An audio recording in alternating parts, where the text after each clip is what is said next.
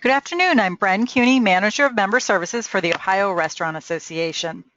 It's my pleasure to welcome you to this free ORA Restaurant Education Series webinar, Managing Online Behavior. Let's settle in to learn some good information.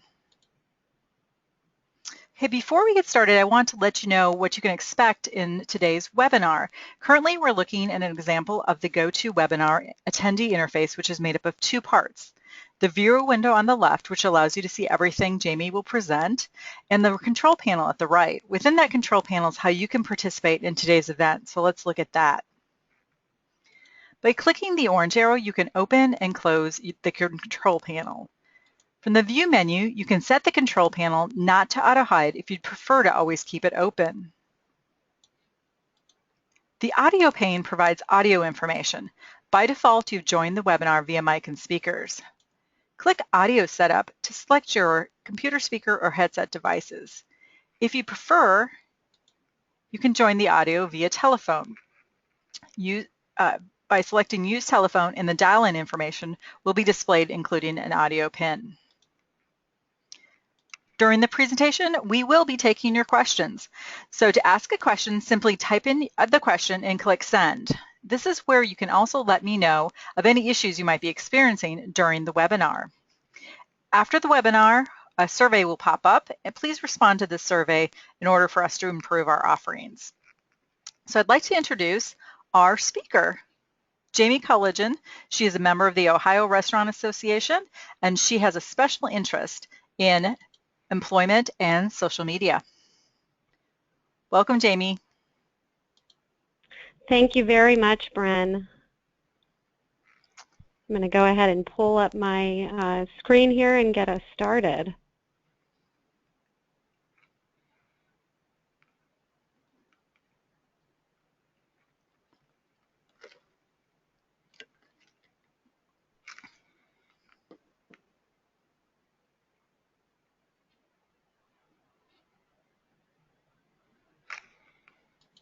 Okay. Good afternoon, everyone. I'm so glad that you could join us today to talk about what has become a very interesting and evolving process, and that is social media in the workplace. And in the time allowed today, we're going to highlight some of the key areas where we see social media popping up in the workplace setting. And just to give you a sense for where we're headed, we're going to be talking about the types of employment decisions that employers make every day, hiring, firing, and other disciplinary aspects. And also the Jaime, I'm sorry, your screen is not showing. Now it is. I'm sorry. It is showing now? Yeah. Okay, very good. I didn't change anything, so it must have been a connection issue. Okay, very good. So we'll also talk about cyber harassment and bullying in the workplace, and there are some variations of those terms, but it has everything to do with the way employees treat each other, whether it's in person, over the web, or some combination of the two. And towards the end of the presentation, we'll get into privacy issues. Believe it or not, we have to talk about this when it comes to login and password information, and then wrapping up with social media policies. Now, as Bren mentioned, I welcome questions throughout the presentation, and I think that that will make it more applicable to those on the line today. And to start us off, we have an opening poll question just to give the group a sense for how prevalent this issue is. How many of you have experienced issues with social media in the workplace involving your employees? And I'll pause now to allow everyone to respond to this poll question. Yep, we have a bunch of people voting. About half of the people have voted.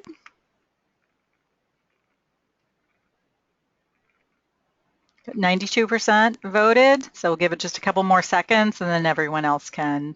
Oh, we have 100%. Awesome. So it looks like 67% of the participants have experienced social media issues in the workplace involving employees. Okay. Wow, that's a pretty high percentage here. Okay. I can only imagine what stories each of you has to share with us. I'm sure we won't have time for all of them today, but maybe some of the discussion will lead us down a path that will seem familiar to you. So why don't we just dive into this first part, and we're talking about the hiring process. And I guess the first slide relates to some more practical considerations, and that is social media is a very useful tool, and believe it or not, in applicant screening. Not every employer has the time or resources to invest in going through a formal background check process, but you want to vet out different candidates through whatever means might be available to you.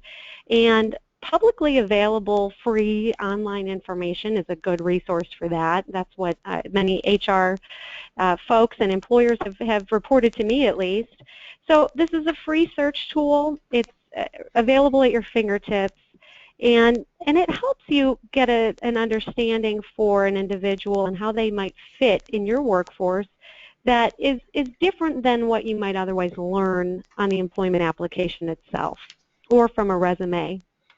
Now, that can be good or bad, and I'm sure that we all recognize that. And really that's where we're heading next, is to understand the limitations in this process and just recognize it and proceed with caution. So what do I mean by this? The reliability of information online is not always the greatest. There is really no way to tell for sure that a Facebook page for John Smith truly is John Smith's Facebook page. We have seen many times in the news where you have celebrity figures with 19 million different Facebook pages, and you never know which one is truly authentic, or a Twitter handle. So that would be one consideration to keep in mind. The other is, how do you know you have the right John Smith? There could be thousands out there. So that is one area where I would suggest that you look at other information that you might have, an address, maybe middle initials, whatever you might know to be able to pin down the individual and make sure that whatever it is that you've found is really that person. The other aspect of this, and this is a big risk factor, and it's the unintentional exposure to protected class factors. And what do I mean by that? Many of you are probably familiar with the different factors out there that are protected by federal and state law. And individuals are supposed to be free from experiencing discrimination or retaliation based on these factors. And in this context, in the hiring context, there at least is some possibility where you might log onto a person's Facebook page and discover some information about them. Maybe the person is disabled and in a wheelchair, or maybe they are the mother of what appears to be 4 or 5 kids. And that's information that we all know we can't ask about in the interview or the hiring process, but we may accidentally learn by just going online. Everyone has information about their personal lives out there anymore. It's very easy for that to happen. So we have to be careful not to allow the unintended factors to weigh in on our decision making. And lastly, another risk is the generational differences. And what I mean by that is not all generations are technologically as savvy or as much have as strong of a presence through social media as others. And we've seen that in recent years. So if we are relying so heavily upon social media to help us make our decision, maybe that's what tips one candidate in one candidate's favor over another's, where there is some positive information. They're out there in the community doing service work, and we can't find anything on another applicant, and we cannot allow the fact that someone has no social media presence to hinder them or to work against them in the process. So what do we do about all of this? You know, what is the right balance? Well, there are a few steps you can take almost every time to help alleviate and minimize your risk. And the first is, in an employment application, usually towards the end, and especially if you've had lawyers draft these things for you, there's an acknowledgement and waiver language in there. You would include some acknowledgement along these same lines of information obtained through background checks conducted by the employer, and include that in there as well explicitly. Assign a non-decision maker to screen your applicants via social networking sites. And there is a pretty simple way you can do it, is whoever's making the call in terms of reviewing the resumes and calling people back for interviews, have someone else do the online searches and only record the job-related criteria, whether positive or negative, that is being observed on these sites about each applicant. And if you didn't find anything, record that as well. And so all that gets reported back to the person who is the decision maker ultimately would be the lawful job-related criteria that was found online, if anything. And some of the other stuff that may be going on behind the scenes in the background never makes its way to the decision maker. And so that is one way to insulate that process from any accusations of discrimination. And of course, I always say this, be consistent in the process. What we do for one applicant, candidate, whatever you call them, we should do for all. And even if you find nothing, record that. Documentation is your friend. Okay, so shifting gears now a little bit, we need to talk about firing decisions, and I think employee discipline can be lumped into this category as well fairly easily. And we have to talk about, in the same context of firing employees based on what they post on their Facebook account or on Twitter, we have to bring up the National Labor Relations Act. And some of you may be familiar with this law and some not, so I'll just summarize it for you. This is a federal law, and generally speaking, it prohibits employers from monitoring or surveilling employees. And the focus is generally on union activities, but this other piece is really what makes it relevant to all employers, regardless of whether you are a unionized workforce or not. And it's this protected concerted activity piece.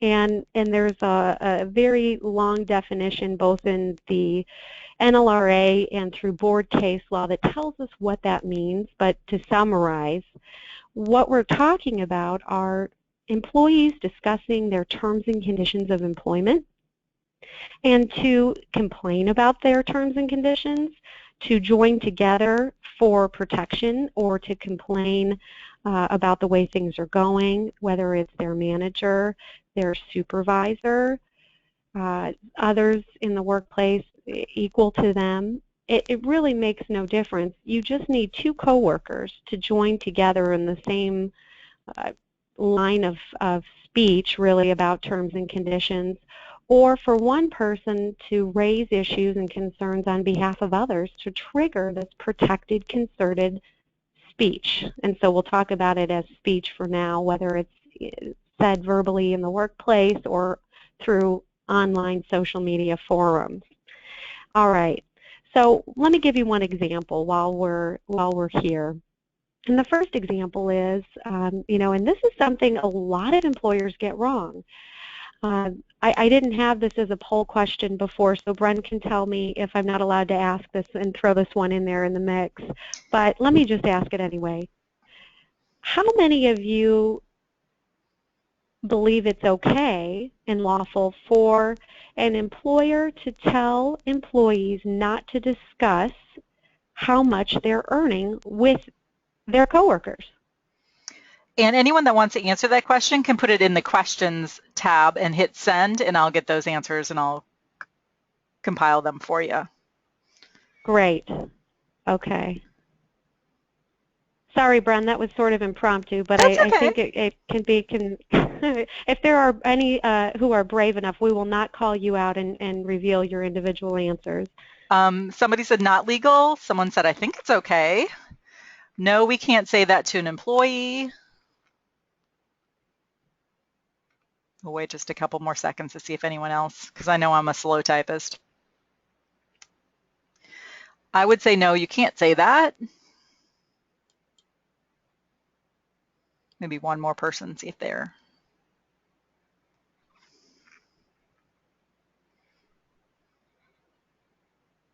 Okay, well, it looks like just 4 people. So not legal, I think it's okay.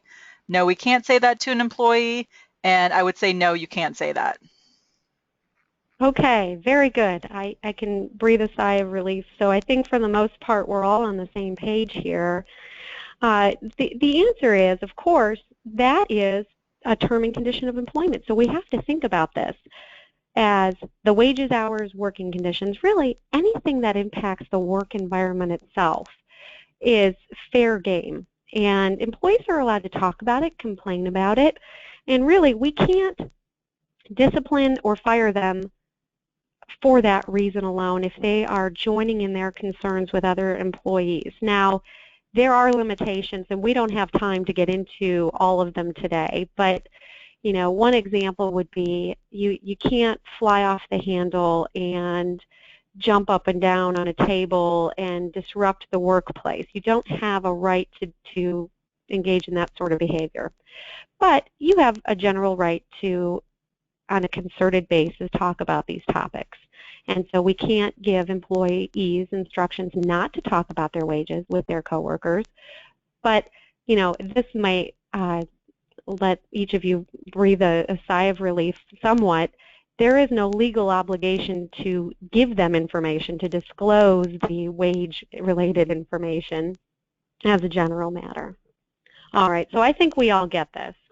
And I'll breeze through the concerted piece here, but so we're talking about, just to give you this background and understanding, and then I'll tell you about a couple of cases where this is played out to give you some context. The concerted piece is important because we're not just talking about whether it was protected or not, is it working conditions, but it has to be by more than one person or one person on behalf of him or herself and others. All right, that's the general understanding.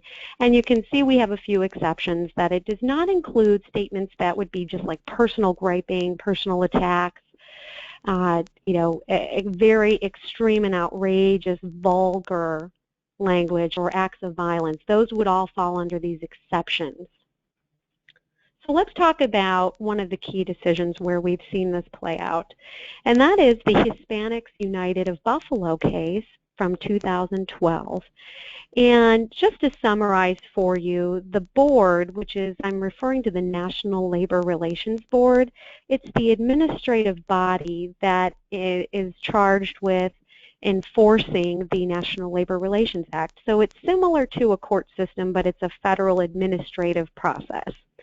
And the board upheld an administrative law judge's ruling that the employer, which was a nonprofit organization, a housing organization, it violated the law, the National Labor Relations Act, when it fired 5 of its employees based on their Facebook posts.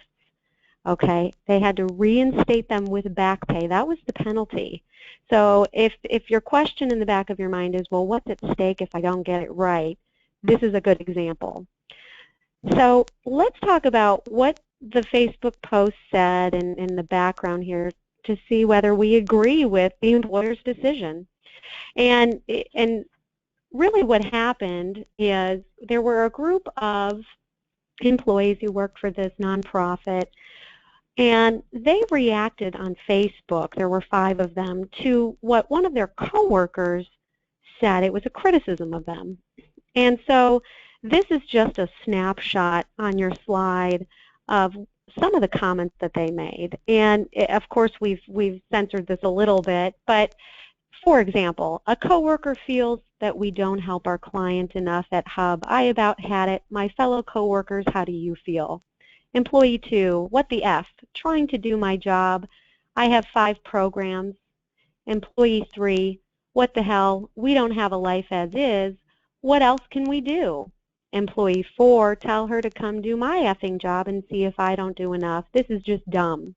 Employee 5, I think we should give our paychecks to our clients so they can pay the rent. Insert sarcasm here now. Now, the employer maintained, after firing these 5 individuals when they learned about this, that this was a perfectly legitimate decision, and it was based on their bullying and harassment of the coworker that criticized them initially. And so this really is one of the first times where in the workplace context we heard the term bullying, and we're going to get to that shortly. And they even had a policy, as many of you do as well, I'm sure, against harassment in the workplace, and the employer saw this as harassing behavior. Now, by way of background, the individual who made the criticism of these 5 employees ended up suffering a pretty severe medical condition. It was a heart attack within a week of these Facebook posts being publicized online and then reported back to the workplace. And the employer, I would imagine, was reacting to that. So it was so severe and serious, the effects of these comments on this coworker, that she had a heart attack. And I think the employer was being somewhat protective in that sense. So what happened here? Well, I already told you in the beginning, the board and the judge initially decided that the terminations were unlawful and that all 5 of these employees had to be reinstated. And they rationalized it this way.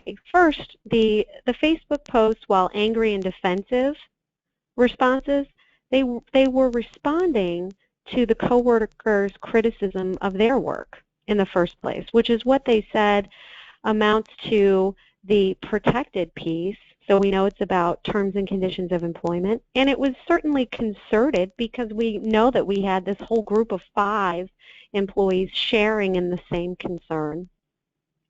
Now, the fact that these individuals used vulgar language and some sarcasm interjected in their Facebook posts was dismissed and ignored mostly by the board in reaching the finding that it wanted to here. And I think that this is a good example of it towing the line where it is not quite enough to protect the employer's right to discipline based on comments that are made. Jamie, one of the participants is asking, did this group ever state the coworker's name? In the Facebook post? You Yes. know what? It has been, well, you know what? I don't recall specifically if they did, because it's been a while since I looked at all of the Facebook posts. They had a lot of them in the case law itself, but it was very clear that it was this particular coworker. There was never any question as the case proceeded who they were talking about, and that didn't even impact the decision-making process by the ALJ or the board, because it makes no difference whether you specify which coworker you're talking about. They found that it clearly related to their terms and conditions, and it was concerted. Thanks. Sure.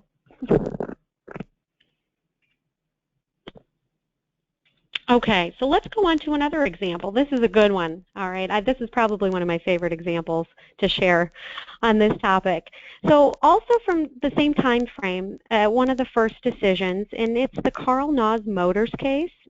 And let me give you the background here. I may not be following exactly in the order of the slides, but it all started with a car salesman working at a BMW dealership who observes an incident that takes place at the Land Rover dealership next door. And he sees something pretty extreme happen, and it is, I guess, an image of a Land Rover going into a ditch. There was a little pond, I suppose, right behind the dealership. And it was a test drive by a family, and apparently the teenage boy got behind the wheel and caused some serious damage to this vehicle. And so the BMW dealership learns that its salesman witnessed this incident and posted the following caption on and message on Facebook. He says, "This is your car on drugs," featuring pictures he took of the incident in the pond. And this is what happens when a salesperson allows a 13-year-old boy to get behind the wheel of a 6,000-pound truck. The kid drives over his father's foot and into the pond in all about 4 seconds and destroys a $50,000 truck. Oops. Okay, so the BMW dealership learned about this Facebook post and they fired him. And this case gets interesting because right around the same time, it was actually within the same week, there was another Facebook post by the same individual, and it was before he had been fired. And the dealership did not cite this post as the basis for its decision to fire him. But here's what he said, and it came up and was part of the whole decision. The caption read, "BMW 2011 5 Series Soiree. I was happy to see that NOS went all out for the most important launch of a new BMW in years, the new 5 Series, a car that will generate tens and millions of dollars in revenues for NOS over the next few years. The small 8-ounce bag of chips and the $2 cookie plate from Sam's Club and the semi-fresh apples and oranges were such a nice touch. But to top it all off, the hot dog cart where our clients could attain an overcooked wiener and a stale bun."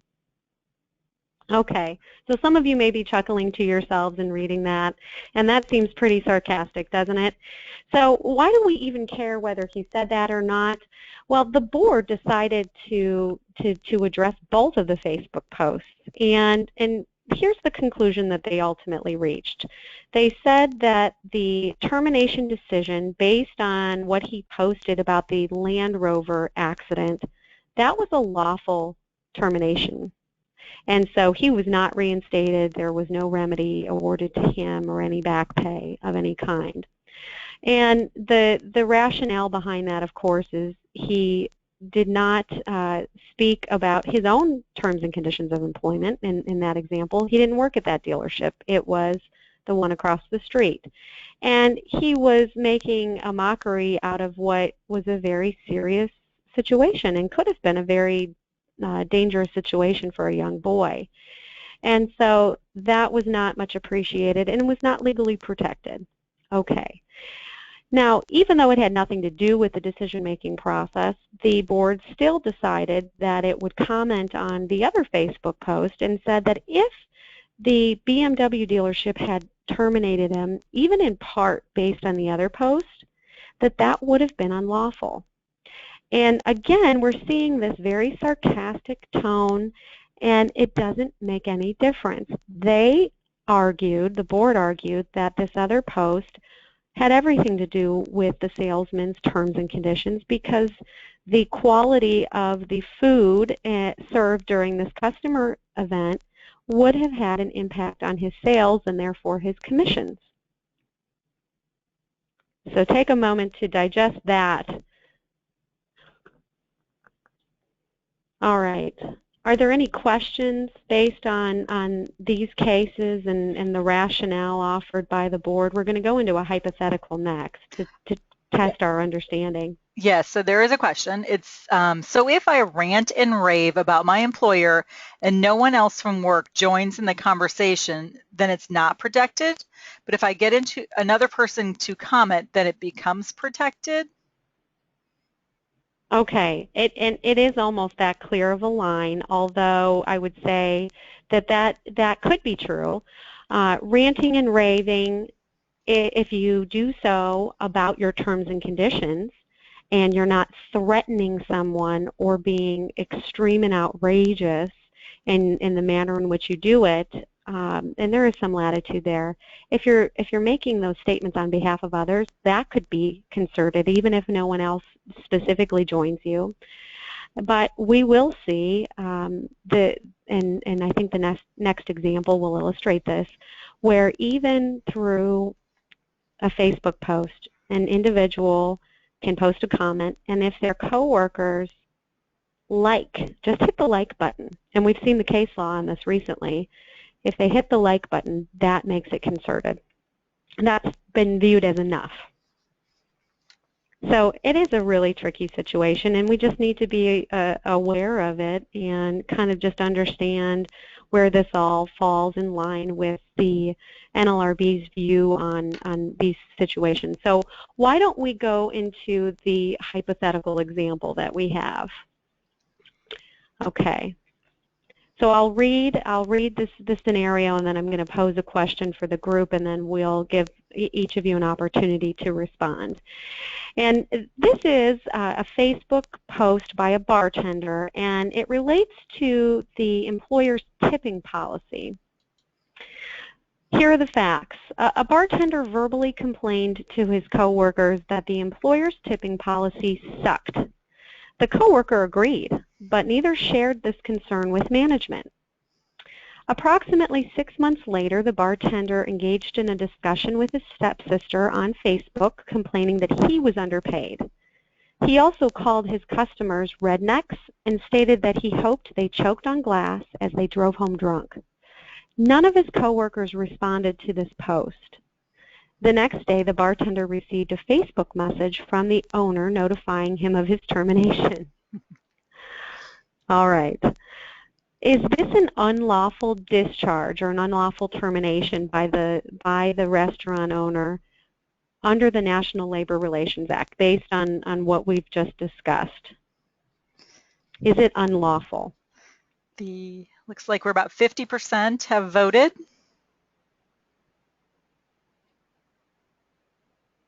Give it another couple seconds.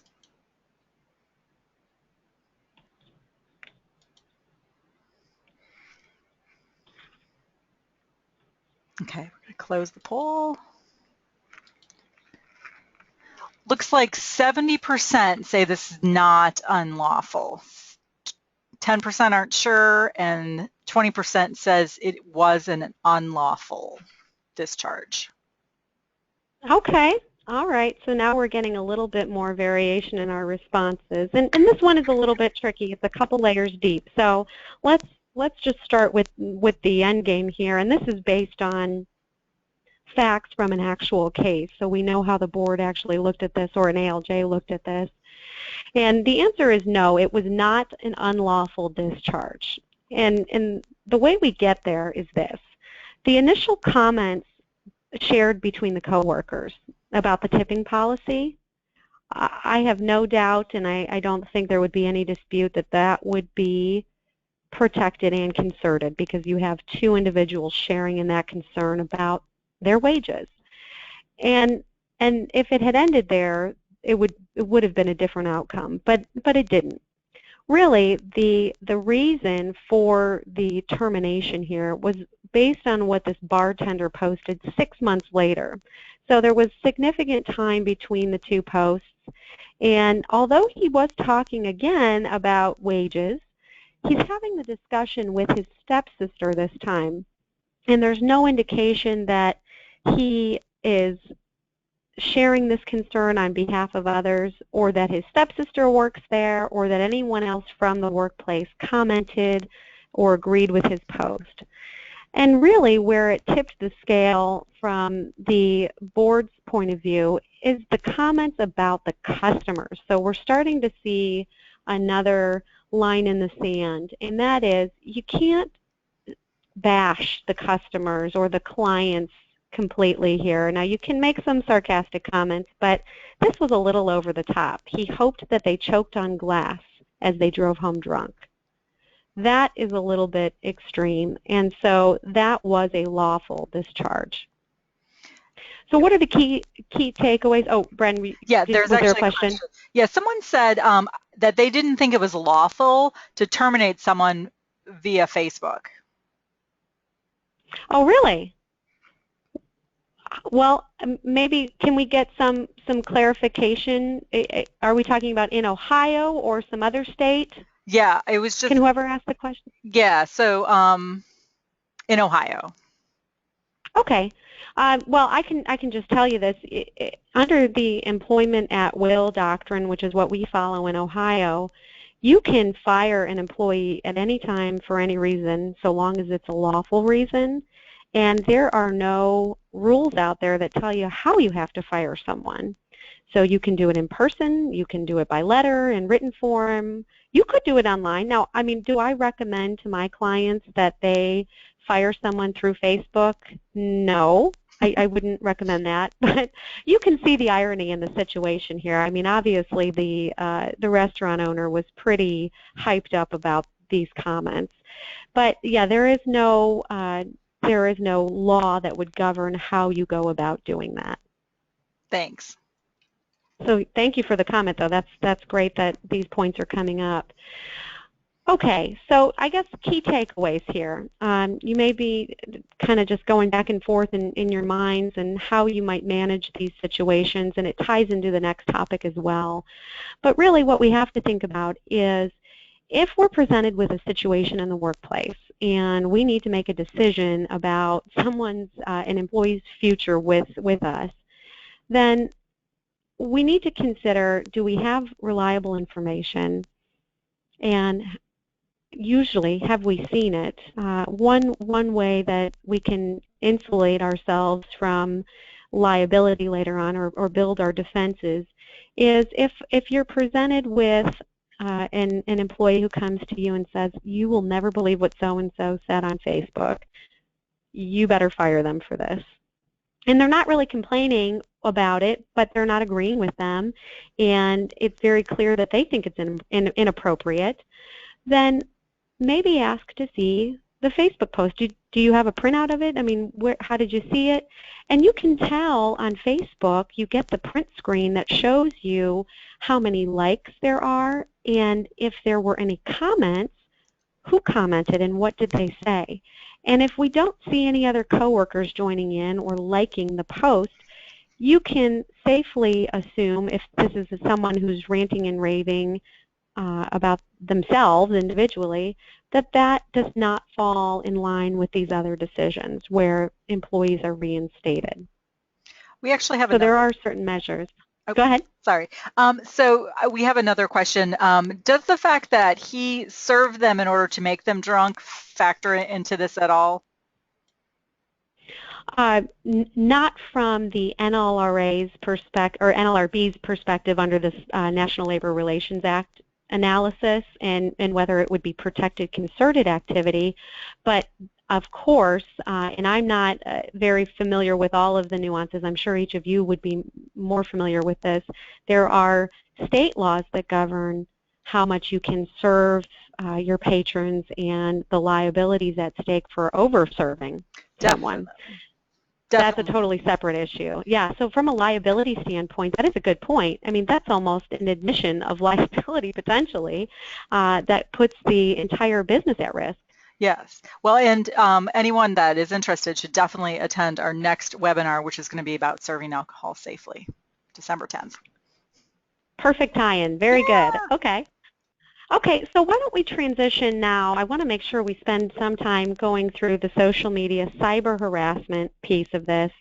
And we could probably talk about harassment in the workplace and appropriate responses to that for hours, and we don't have that kind of time today. So the general overview is that legally, each of you has an obligation if you learn about harassment in the workplace by an employee or a supervisor comes to you and reports what they are observing, to promptly respond to that situation. And you do so by conducting a prompt and thorough investigation, by talking to witnesses, finding out what the concern is, what the reported concern is, talk to the alleged harasser, interview them, and get down to the bottom of the situation. And then you make a sound, reasoned business decision and judgment based on the credibility of everyone who is part of the investigation. And sometimes you discipline, sometimes you terminate an alleged harasser, and sometimes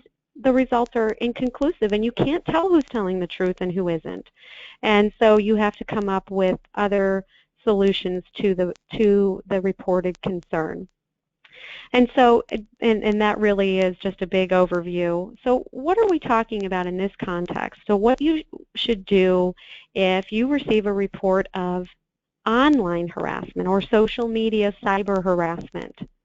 Well, you know, this is going on outside of the workplace usually, but you can't totally dismiss it as if it never happened just because it didn't happen, you know, from 8 to 5 or during your business hours in the workplace.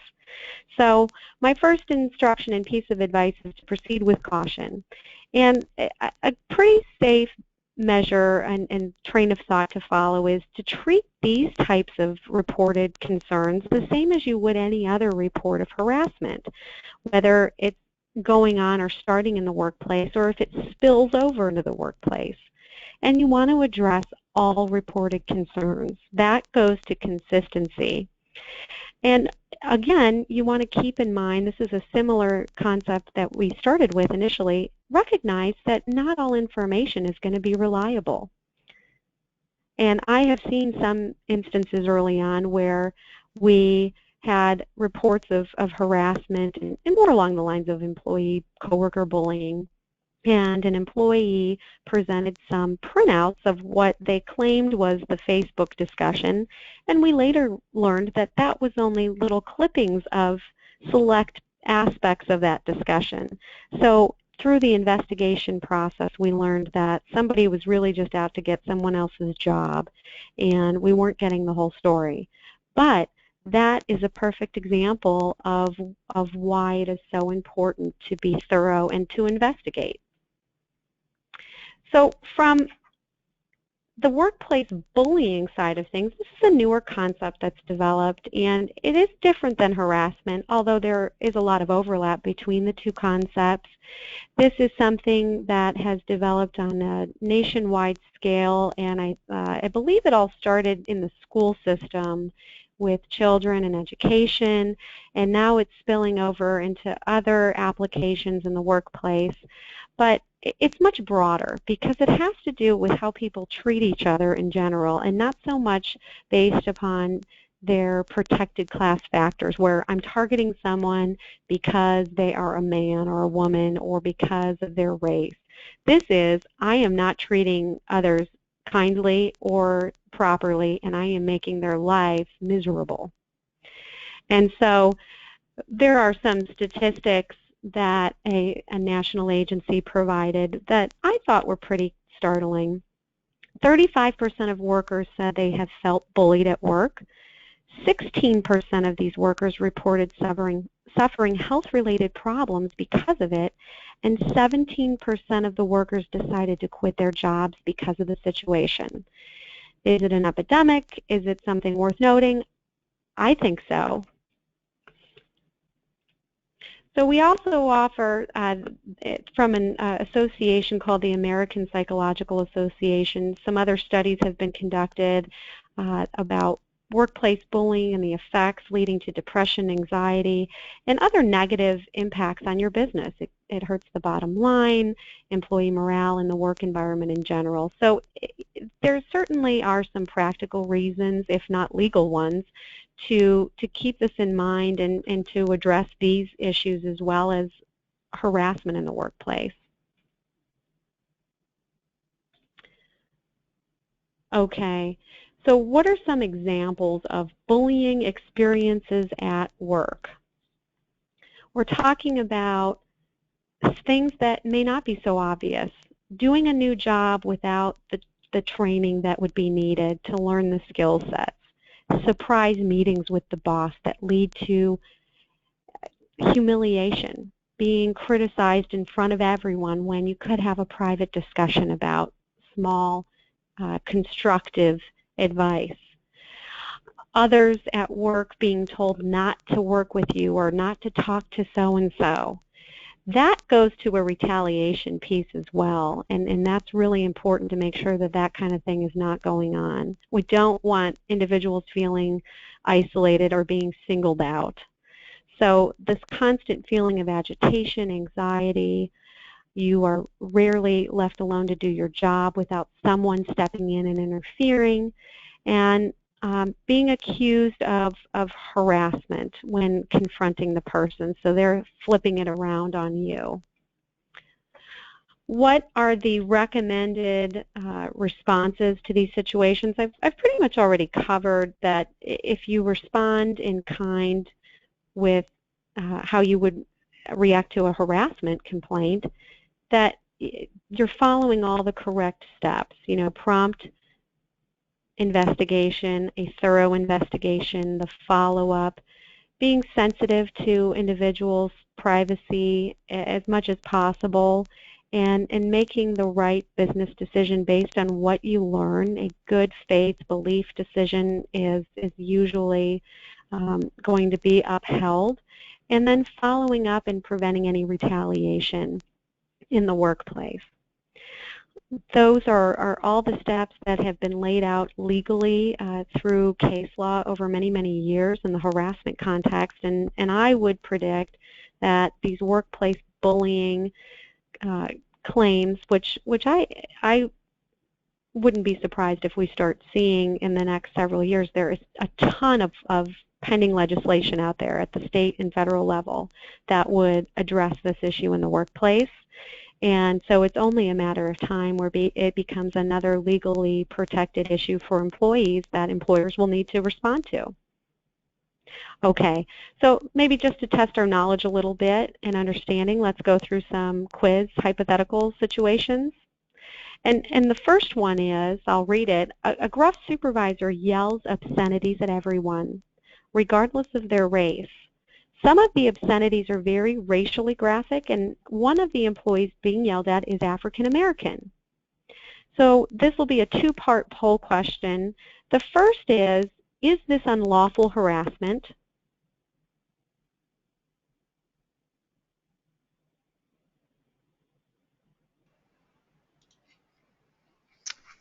About half the people have voted.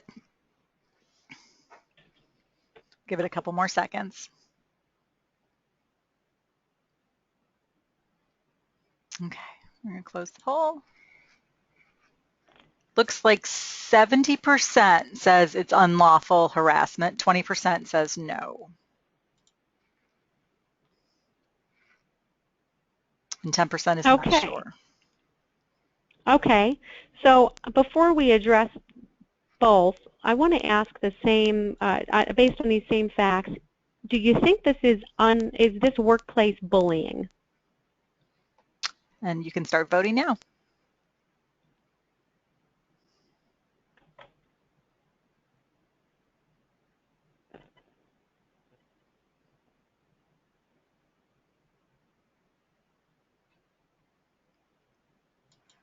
Close the poll. 80% says yes, 10% say no, and 10% say not sure. Okay, all right, so that's fascinating. We're pretty closely aligned here on the yeses, and I think what we need to do is break this down. The first part where the supervisor is yelling obscenities at everyone, regardless of race, that is what I would call an equal opportunity jerk. And so from a harassment perspective, that is not an unlawful thing to do, although it's unkind and not ideal. That brings it more along the realm of a workplace bullying analysis. But when we go to the second sentence where some of the obscenities would be racially graphic and one of the employees hearing what's being said is African American, that's where you get into a harassment, a racial harassment situation. If the African American employee who is the target of the comment, or even if they're offended by it, they can complain about racism, discrimination, harassment in the workplace, and you have a situation you may need to respond to. So that was pretty good. Let's do the next one.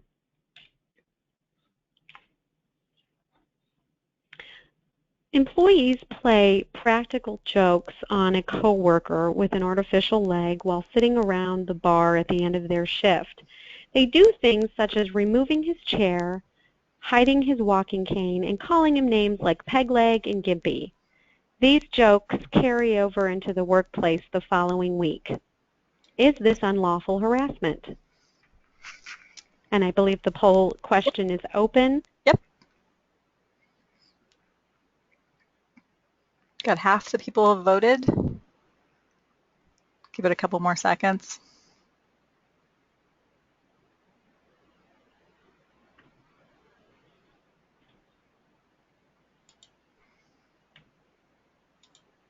Looks like 78% said yes, it is unlawful and harassment, and 22% said no. Okay. What about the same question, is this workplace bullying? You can start voting.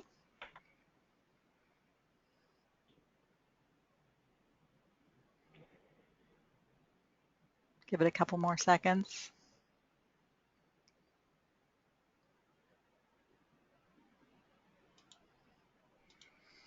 %89 said yes, and 11% said no. Okay, very good. All right, so what do we learn from these responses? Everyone is, I think the majority of our participants today believe that there's something wrong with employees doing this in the workplace. I think we could probably all agree with that statement. And many of you were probably looking for the "it depends" response, and if you did, you're right, because the first part to make this unlawful harassment is the individual with the artificial leg, they have to be offended by the behavior and the practical joking. And they may think it's funny at first and then no longer agree and really start being affected by this. And whenever that happens, that's when we have a situation that we need to respond to as an employer. And so it's paralleled with the workplace bullying idea, and that is an individual may play along with coworkers just to play nice and get along, but inside they may be internalizing these jokes in a way that they do not outwardly express, and it can cause a lot of damage. And that's really the big focus with workplace bullying. So you could very easily see this example and scenario spinning out of control very quickly. Okay, let's do one more hypothetical in the time that we have. I think this is going to be important, especially in the context of your industry and with this crowd. We have a male general manager who often yells at a smaller male server using derogatory language, implying that he is a homosexual because he is not as physically strong as other male employees. And I will tell you, the male server, I'll add to this hypothetical, he is not a homosexual. Okay, so is this unlawful harassment? The poll is open.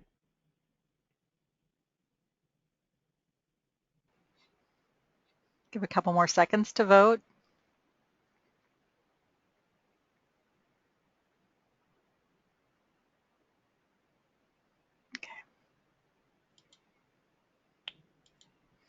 Okay. 88% say yes, and 13% say no.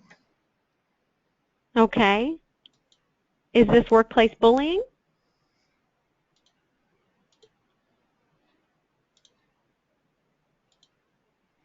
Polls launched. People are quickly voting.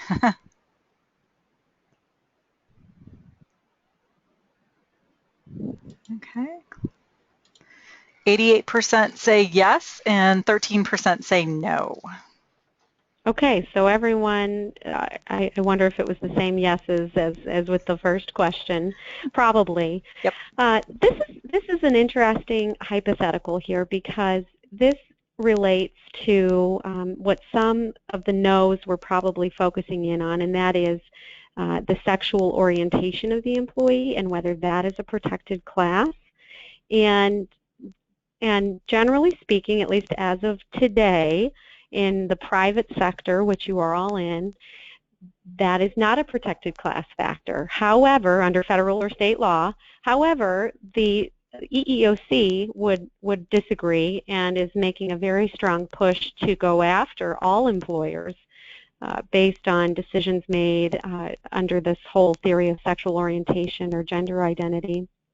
And this has already been made a protected class under federal law in various contexts. The real focus of this example that we need to talk about is the treatment of the server based on what has come out through case law as gender nonconforming behavior. So I have certain expectations in my mind and preconceived notions about what a man should look like or act like. And if you don't conform to that, I'm going to give you a hard time about it. That is unlawful, and it's not allowed. And so it has nothing to do with sexual advances or sexual desire or dislike of one gender or another, but you have a supervisor targeting an employee in the workplace because he is not conforming to what a man should act like. He's not as strong. And that exact scenario, and you can think of it applied to a ton of different contexts, construction sites, plant settings, manufacturing, all different industries, that has led to very, very big jury verdicts in favor of individuals. So it's not something to disregard, and it works in reverse as well with females. We expect women to wear makeup and have their hair done and wear certain clothing. Not going to cut it. Okay. So in the short time that we have left, I want to make a couple of comments to the group about privacy issues. In the presentation and the slides, we have some nice summaries of federal laws that may come into play, some practical concerns about monitoring employees and their social media activities and email. And all of that, you're welcome to read on your own. The key takeaway here is that there is a lot of legislation pending out there, and including currently in Ohio, that would make it unlawful for employers to request of applicants or employees access to their personal email or social media accounts, or to say, can I have your password? Can you log in and show me what you wrote? And it would subject employers under these pending laws, and they're in different forms, to monetary penalties for even making the request. So none of that has been enacted yet, but it could be, and we need to think about that.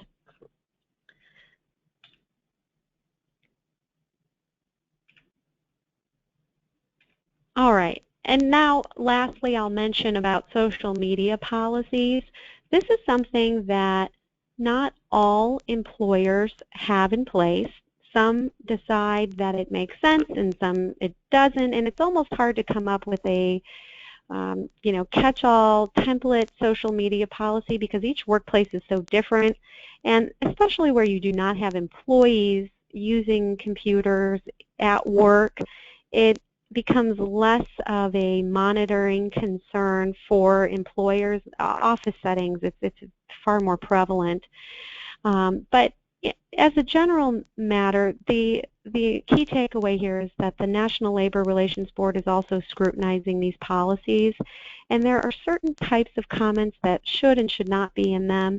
Some are overbroad and seek to overly restrict employees, and really it's constantly evolving so much that it's something that those who are trained in following these decisions really need to look at on a fairly frequent basis to make sure that you don't have statements and prohibitions and policies like social media policies or other similar policies that would run afoul of the board's view on what you can and cannot say. The last point here, I'm offering some sample disclaimer language that the board has said should appear at the end of a policy to make it very clear that you have no intention to interfere with employees' protected concerted activity or to otherwise infringe on their rights protected by the National Labor Relations Act. Okay, so I know we're out of time. Bren, I can take a question or two if there are any specifically. Otherwise, sure. if you want to pose some questions to Bren offline, we can try to get you some answers and talk through the issues at a later time. But Sure. I thank you all. Thank you. I do have one question, so we'll take that. What can be done about an employee that has been terminated and they respond in social media with negative and false comments? Okay, so what we're kind of getting into now is possible defamation actions where they're writing falsehoods about, I assume, about the business online or the decision-making process. There isn't a whole lot that you can do in terms of like forcing them to remove those comments unless it is something inherently false or even damaging to your business. And there are some examples of what we call libel per se in the legal world, where an employee wrongfully and falsely accuses ownership of having engaged in, let's say, extremely criminal behavior, and it's completely untrue, and suggests that crimes of moral turpitude. There's a whole laundry list of different types of comments that would fall under this category. So you'd have to sue them, and you'd have to go through a court setting and say, I need to enjoin this person from making these comments online available to all my customers. It's damaging to my business. It's not true, and you have to go through that process. So unfortunately, you were all wondering, how much does that cost? It can be an expensive process, and it's a very difficult situation to manage. Sounds like it is. Any other last-minute questions for Jaime?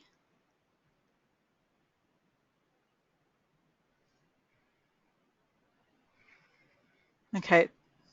It sounds like we are.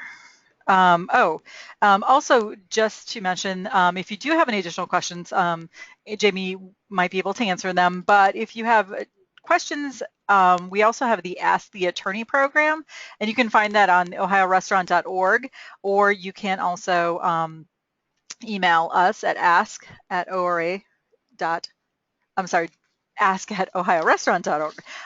So quickly want to thank Jaime for her wisdom and her time today, and thank you also for your time. We want to make sure that we get off the when we say we're going to get off. So I just want to just thank you again, Jaime, and we have sponsors for the Restaurant Education Series, Heartland Payment Systems, United Healthcare. So I want to thank them as well. And please know that the ORA exists to help you build customer loyalty, have a rewarding career, and experience financial success. Simply put, we're here to help you win. So definitely check out Ask ORA if you have some questions, and definitely check out the upcoming webinars. There's some really great ones. Slides will be sent out to you, as well as the presentation will be posted on our website in the next couple business days. Thanks, and have a great day.